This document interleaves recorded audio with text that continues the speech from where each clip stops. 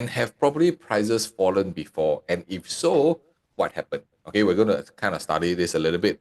And most importantly is what will you do as a homeowner, as a seller, as a buyer? How are you going to navigate today's marketplace? Aging population where averagely in 2020, we are seeing a lot more in the late 30s to 40s kind of purchasing power. All right. So, I mean, that's where the whole bulk of owners are at this age. But of course, now we are 20 years down the road. They also have to age, They have to increase in terms of age. That's why you are seeing now most of them are already in their 50s and 60s. But does it, so this is where a lot of people, they may see data one side, but they don't see the other. So while this is happening, we also have to acknowledge that the numbers of 30s to 40s are still healthy, okay, are still healthy. So does it mean that today, with the aging population situation, we are not, our property market cannot sustain? There's a lot other factors I'm going to share with you, and it has everything to do with the demand situation right now.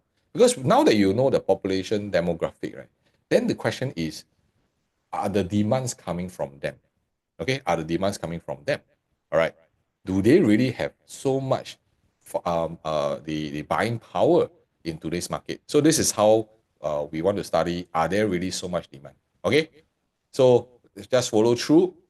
So one of the key things that we must understand is today anything that we are doing is about population. Why? Because only with population coming in, and we have just crossed the 6 million mark in 2024. So if some of you who have been following me, you know our white paper, our white paper target is 6.9 million by 2030. So we are about 5 years to increase another million in 5 years. How doable it is? How doable? All right. So this is where we need to study a little bit. And why am I sharing with you proper population? Because today we are having an aging population. We have maybe lesser birth rates. There must be a way that the government needs to what, import more population. If not, our economy cannot sustain. And the reason why we are aiming for 6.9 million, I believe this is how the government sees it, as this is the very comfortable population size that is going to spruce up our economy for the next 50 years. Okay, so this is how I see it. If not, you don't give birth, I don't give birth, then Singapore decreasing population, then nobody buy our property, then our property prices will come down. All right, so a few of the population increase will indirectly also impact our property prices, definitely. And this is our projection. Our projection is that today, the private residential properties in 2025 would likely grow about 3 to 4%. Whereas for HDB, we will still continue to grow 5 to 7%. Why? Because ultimately, there is still a big gap during for the HDBs and the private property, that not every one of them are able to upgrade to a private property, because the gap is getting wider and wider. So today, to all my homeowners who are holding a HDB, if today you already have certain profits in your property, and you have quite a fair bit of capital already been built up in your property, and your age is still able to do some loans, you may really seriously want to look at how can you strike out a plan to upgrade yourself to the next asset class, so that you can continue to elevate your asset for your very big end goal, which is retirement. Okay, so this is something that we see a lot more homeowners are having some problems navigating this. So I really want to reach out to those who are really in need of this, to kind of reach out to us, and we will be able to show you a game plan of how you can be done safely without you touching any of much of your savings. Okay, so this is our projections. And of course, the key thing, why are there so much demand besides just population increase? Also interest rate adjustment. Okay, interest rate adjustment, I'm sure you are already very aware of. And today we are already having the decrease. So we track our interest rates on a daily basis. That's why we are able to see the fluctuation of it. So these are all most of the, what they call it, global situations that affect Singapore's property prices. So I want to go a little bit more national, meaning inwards to Singapore. What are some of the policies that we have implemented that also created certain demand, and why our prices don't seem to come down? And these are all very logical understanding. The question is, as homeowners, we tend not to accept. Why? Because when things go too high, we will always complain, wow, so high already, I cannot buy. That is you as a buyer. Lah. But if let's say you're a seller, are you okay with prices going up? Hey, you're actually happy. Leh. But on the other side of things, you're also unhappy. Why? Prices go up, my property can sell higher. But I also buy higher when I sell. So there's always this conflicting things going on, which is very understandable. But on one end, this is we cannot win everything. Okay, there must be some form of understanding, some form of balance that we can actually do for your property. If not, you will always be in this rat race, in this circle, ding dong for many many years, never do anything. Then there will be a different set of difficulties coming in later on. All right. So another factor that one of the policies that has changed is the harmonization situation. If you are unfamiliar with what harmonization is, you can just go and look up one of my videos that I explain in details what is harmonization about. Okay, so why is this happening? Because today harmonization is going to reduce the entire area by 6 to 8%. You may say that, oh yeah, that's why it doesn't matter now. My property is without the aircon latch situation calculation. Size could be maybe a little bit smaller. It's okay. Doesn't matter. It has no impact on me. It has everything to do with you. Okay, I want to share with you why this has impact on price. I just want to use Lentor area as an example because this is the area where we have both the harmonization and the pre-harmonization properties. And I want you all to just take a look at from a pricing perspective. Okay, so based on the land prices, that's one side of equations where we are doing our research. But I just want to see your average transacted prices. Average transacted prices. Even though harmonization, they have a reduction of 6 to 8% in terms of space, it does not constitute to a lower PSF or lower quantum. Okay, the question is why? Because today, right, there are a few key things that we must understand from property. The first thing is land price. Land price is being controlled by the government. They release the land price accordingly so that developers can purchase in. So this is kind of a fixed guideline that government has. They have a reserve price that they cannot go under.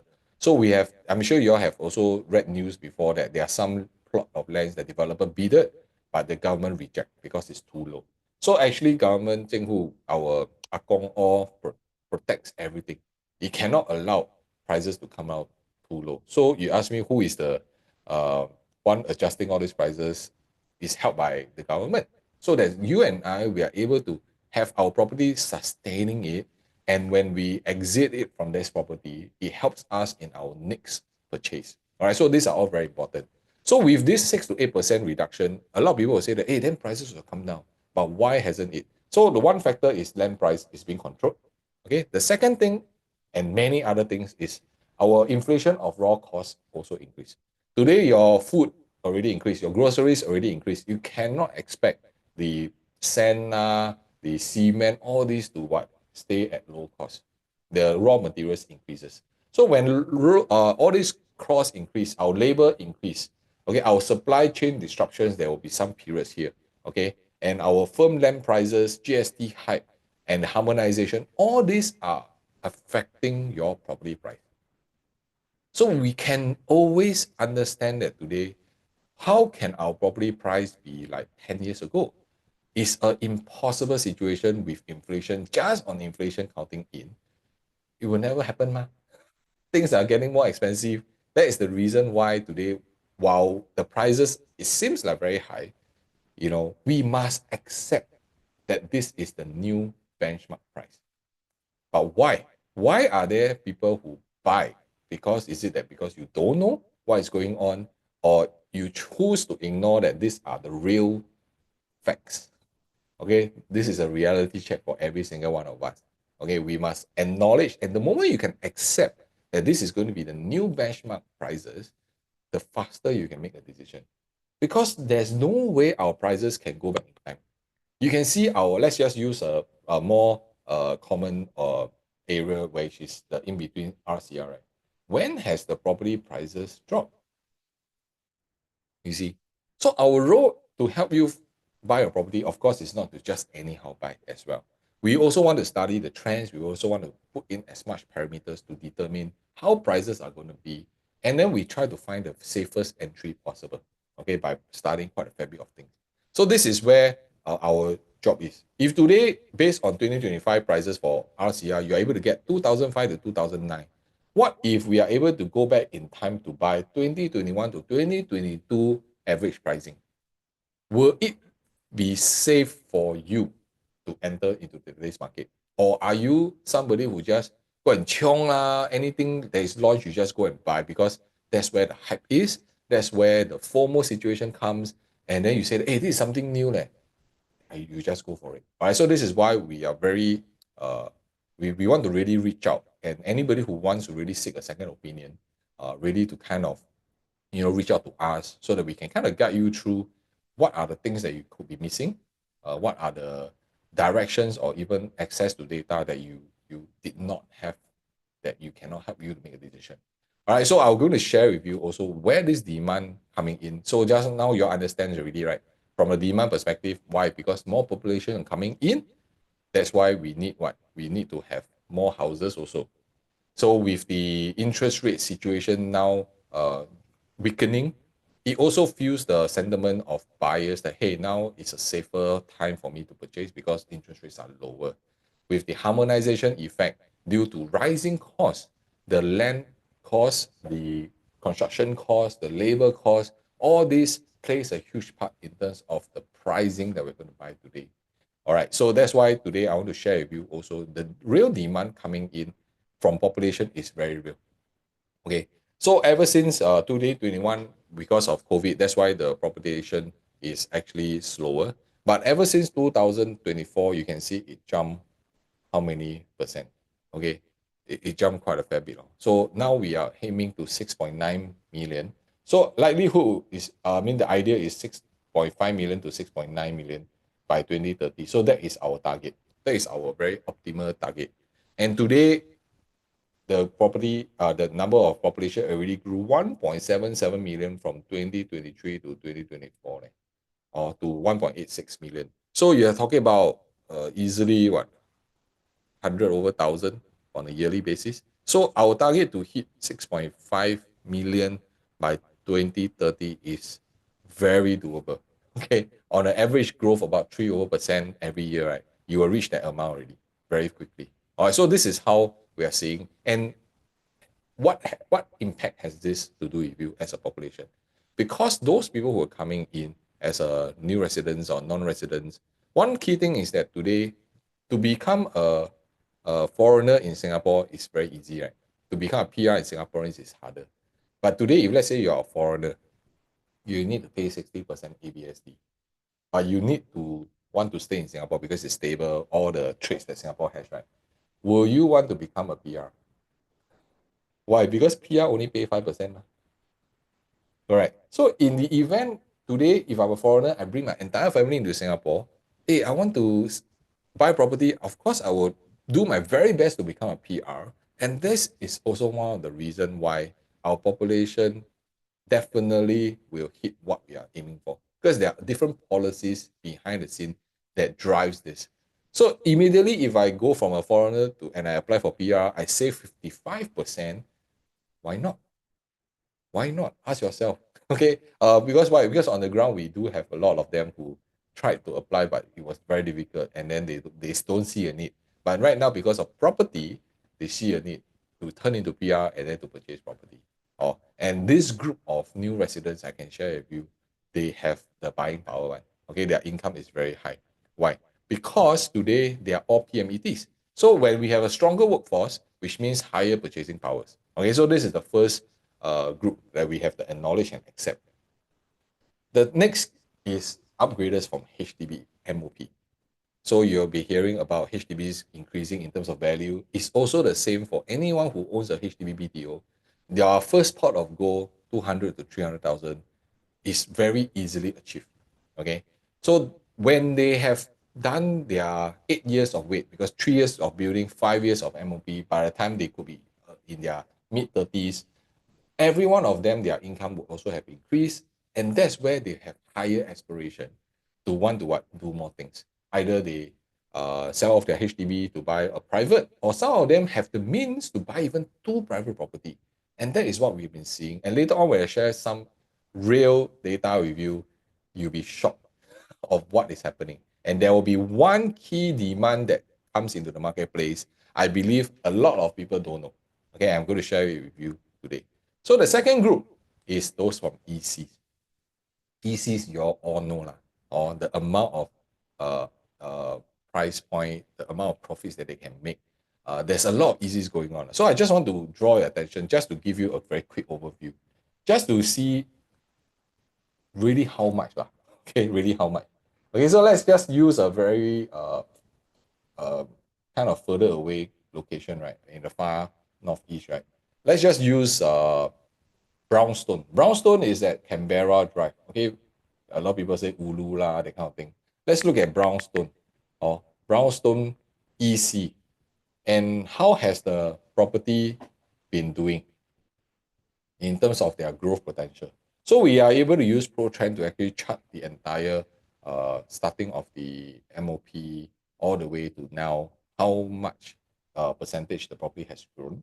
So from 2015 until now is 10 years. You can, okay, let's not use 2015 because 2024, because we are just at the beginning of the year. I think use 2024 will be a more fair indicator. 72%. 72% for a property, everybody think that is Ulu at Canberra. And one of the reason why, because you are buying a subsidized property, okay? And you need to wait for 5 years NOP. So that's why there's always this high interest of ECs going in. So let us compare another example. Maybe you say that, yeah, this one is just a one-time off. Okay, I choose somewhere a little bit more, maybe more, I would say central lah. Okay, Anchorville area. Okay, there's this property called The View. Okay, let us just compare. So The View is also an EC. The View. Because all this, we are able to draw out real data and they have transactions really, which means they have already become a resale property. You can see for the red line, right? Let us just do the same trend until 2024. 85%, 86%, you see. So this is an Anchorville area. So today, if let's say time is on your side, you know, one of the reasons you can actually also consider EC is because of the percentage that today using time to exchange, and your percentage growth is going to be very protected. Let's just look at from a numbers perspective for Brownstone, right? Let's just use a very typical 3-bedroom and let's look at how much they have made for 3-bedroom, shall we? Let's take a look. This is on average, 500 to 600,000. Easily close eyes, even though the sizes are not very big. 883 square feet unit, you make $500,000. Of course, you use 8 years, but is it still a very decent amount that you can unlock it? So that's why today, if you are, why the demand coming is because this group of buyers, they can easily unlock this money out, plus their capital and their increase of income after 8 years, right, when they first purchase, would already give them the enough firepower to purchase the next property. And that is also a reason why we are seeing younger and younger generations are able to upgrade themselves to the private property. Just now, let's take a look at The View, just to, capo a little bit. Let's capo a little bit. Oh, okay, let's look at The View. And let's also just look at 3-bedroom units, because I think generally ECs, 3 bedrooms are always more for family. You see, even a 904 square feet is also hovering 500 over 1,000. Some of them even go up to 700 over 1,000. Of course, those are the bigger units. Okay, the 1033 and the 1044 unit. So this is a very real situation, my friend, that you need to accept. Upgraders from BTO and upgraders from EC forms a huge demand in today's marketplace. And today we must accept.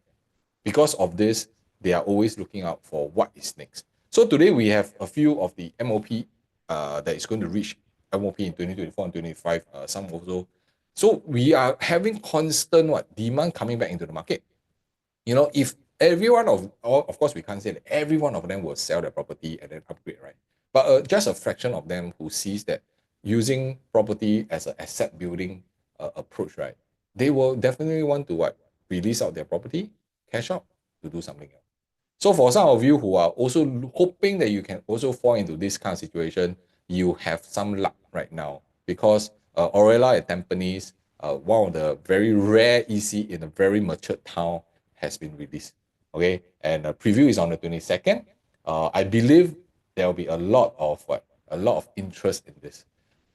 Again, ECs are very different, okay, because you need to fulfill the MSR of 30% only for your loan capability, not TDSR.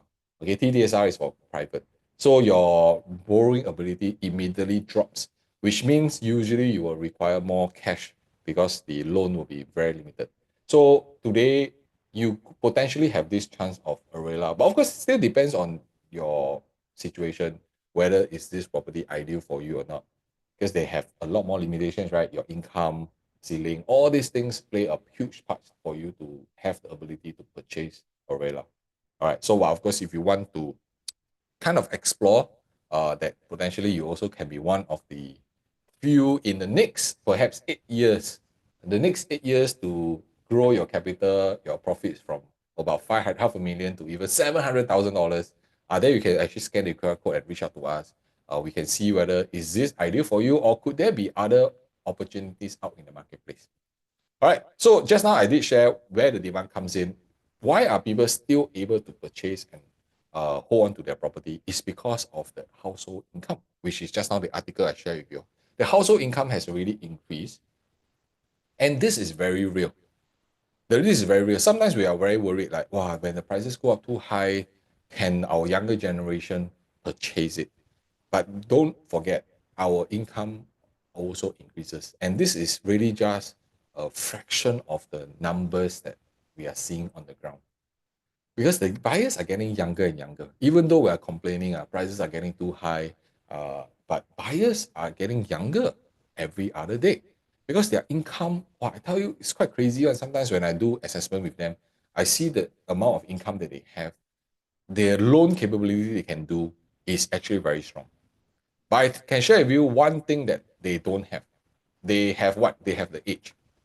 They have the loan capability. They have the income to borrow quite a fair bit. What they lack is always the down payment. All right, so they lack the down payment because right now our down payment is what? 25%, right? Then plus stamp duty, 30% easily, right? So a lot of them, because they just started work, even though they have the ability to borrow, they don't have this down payment. So what do they do when they don't have the down payment? Come share inside your comment. Share inside the comment. Okay, the parents support. And I share with you, this is very real. And this is why today, even though you're saying that, oh, prices are very high, people buying are lesser, you forgot that we are in a aging population. And the aging population, the previous generation, right, they work very hard. They also save very hard. And do they anyhow spend? They're not like us. We kind of spend quite bad. They save the money and to give who? Next generation, or it's really for next generation, right? So today, a whole chunk of buyers today are being supported because of this. Okay, their parents maybe cash out of their property.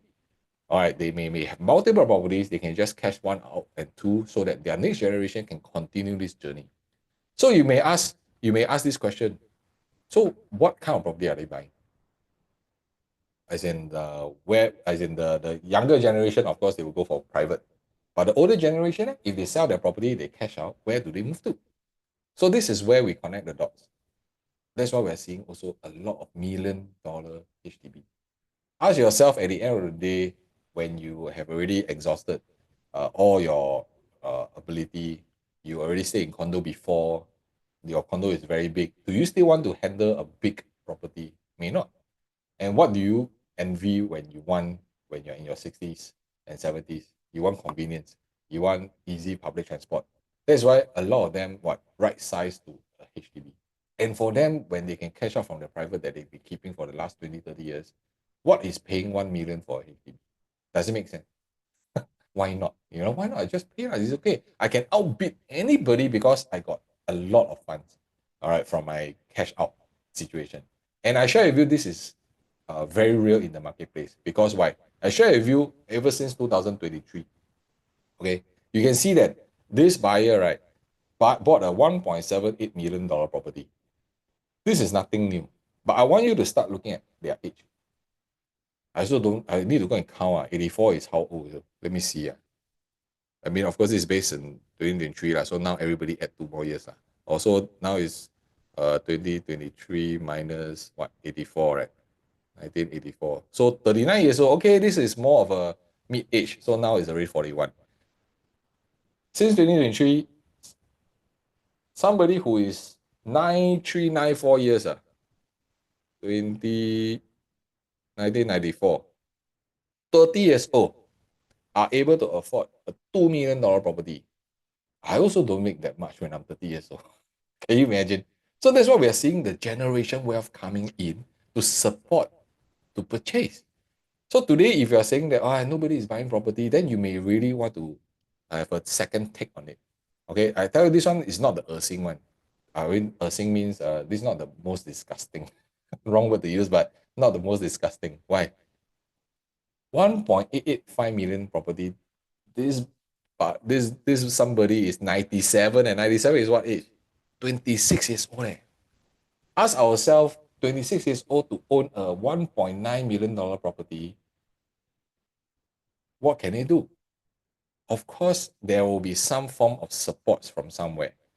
But I can share with you that's not the crazy part. The crazy part is their parents will definitely support.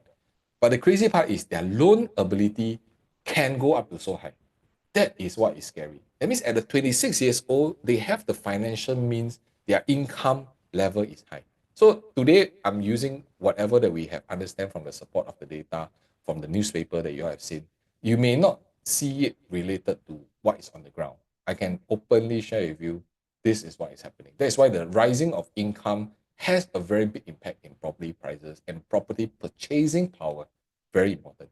All right, so I hope that today this really ad hoc session really give you guys a more in-depth understanding. And again, if let's say today you really want to use knowledge and research to help you make any decisions, do reach out, scan the QR code instead of just jumping into any of all these launches. I tell you, it's very, very scary. And we have so many people who reach out to us after they have purchased to ask ourselves, to ask us, did they buy correctly or not? Okay, I think this is something that you have to be responsible. Why not do enough research? Reach out to the right people to find out what have you covered all grounds before you make a decision. If not, your one mistake is going to last you many, many years. Also, I'm going to also touch on a little bit of the CCR in my next video. So it will be a very different perspective, and for the many of you who are in this channel, you really do remember to put on the notification bell, because when I do a live or when I upload a video, you are able to actually go through it. And CCR is going to be a very interesting dynamics. I'm very excited about this. And of course, not everybody is suited to buy this kind of property. But I can share with you how these adjustments of the government policies, of the land sales, all this going on, is going to have a big opportunity for us moving forward. Okay, so in final thoughts, I just want to kind of share with every one of you that today, if you are a buyer in today's marketplace, right, always do your due diligence, not to just jump into it and guessing yourself to buy property, because the demand for private properties continue to stay very strong. But you do still want to plan ahead. Okay, today market may be at your favor, but if you have not sold your property, then it will kind of also delay your plans to enter the right market. And today, if let's say you are first-time home buyers, I think the important part is reach out to a competent advisor to kind of run through your numbers, make sure everything is safe. And today, if you are investors, you also do not just want to follow the hype. You really want to have more parameters in your research to help you make that logical decisions. Okay, so today the final conclusion is: are we seeing prices going to crash now as what the news articles highlighting?